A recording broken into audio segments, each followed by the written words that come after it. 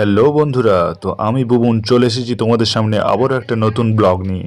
আজ আমি গেছিলাম দিদিদের বাড়ির কাছেই একটা জুতো দোকানে। অনেকদিন ধরেই জুতো কিনবো করছিলাম, তা কেনা হয়ে ওঠেনি। আজকে জামাইবাবুর সাথে চলে গেলাম দিদিদের বাড়ির কাছে একটা জুতো দোকানে।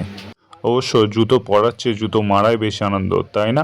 যদি তোমরা কখনো কাউকে জুতো মেরে থাকো তাহলে আমার কমেন্ট বক্সে কমেন্ট করে জানাও, এবং চ্যানেলটিকে নতুন হয়ে থাকলে চ্যানেলটিকে সাবস্ক্রাইব করে আমাদের পাশে থেকো।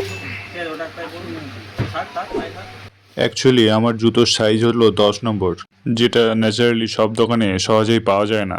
যদিও এই জুতোটা পেলাম 10 নম্বর সাইজের, কিন্তু ওটা পায়ে ঢোকাতেই অনেকটাই বড় লাগছিল, তাই সাইজটা চেঞ্জ করে আবার অন্য একটা সাইজ দিতে বললাম। নতুন সাইজটা ফিটিংস হওয়ার পরেই ভাবলাম আমি দোকান দিয়ে পালাবো, কিন্তু সামনে দেখি একজন দাঁড়িয়ে আছে। তারপরেই ভাবনাটা পাল্টে আমি বললাম, ঠিক আছে, কিন্তু ওই ছোট জুতোটা একটু নরম লাগছিল বেশি, বড়গুলো নরম লাগছে না। হ্যাঁ,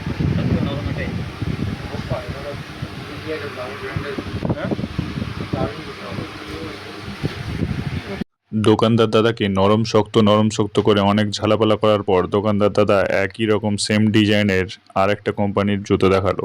পাশাপাশি দুজনকে দেখে একে অপরের হামসাকল মনে হলেও আসলে এরা ছিল একই মায়ের পেটেরই সন্তান। অনেকক্ষণ ধরে ভাট বকার পর দোকানদাররা বলল, আর আমরা জুতো দেখাতে পারবো না, এটাই নিতে হবে। তাই আমি বললাম, ঠিক আছে। তাই তোমাদেরকেও বেশি ভাট না বকে চলো এই দোকানের আরো কিছু কালেকশন দেখাই। আর এই ভিডিওতে তোমাদের কাছে আর্জি রইল 1000 লাইকস পূরণ করে দেওয়ার।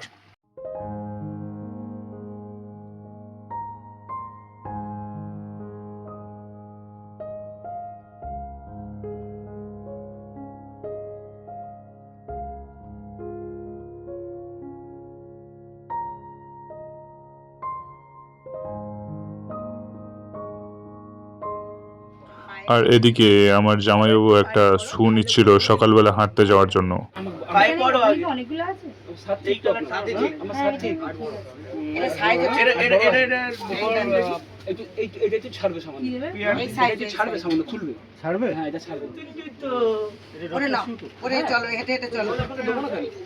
অন্য কিছু দিতে পারতাম।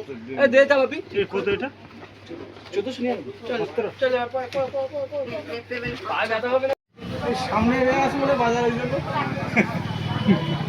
এবারে আমরা জুতো কেনার পালা শেষ করে বাজারে রওনা দিলাম ছোটখাটো কিছু জিনিস কেনার জন্য। দাদা যেহেতু শাকসবজি খেতে পছন্দ করে, তাই রাস্তা দিয়ে যেতে যেতেই একটা জায়গায় দেখতে পেয়েই দাঁড়িয়ে যায়, এবং এক আটি শাক ব্যাগে ভরে নিয়েই আমরা সামনের দিকে রওনা দিই।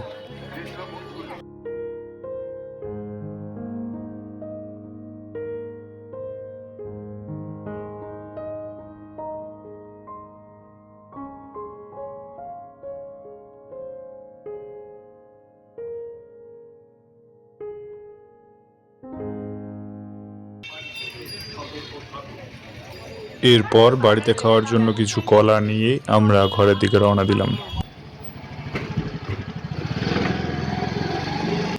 আজকের ব্লগ এই পর্যন্তই, দেখা হচ্ছে আবারও কোনো একটা ব্লগে। ততক্ষণে তোমরা হাসতে থাকো, খুশিতে থাকো। জয় শ্রীরামকৃষ্ণ, জয় মা শারদা। আর এদিকে বাড়িতে ঢুকতে গিয়েই দরজার সামনে দেখি ধানুষের ভাই ফানুস পড়ে আছে।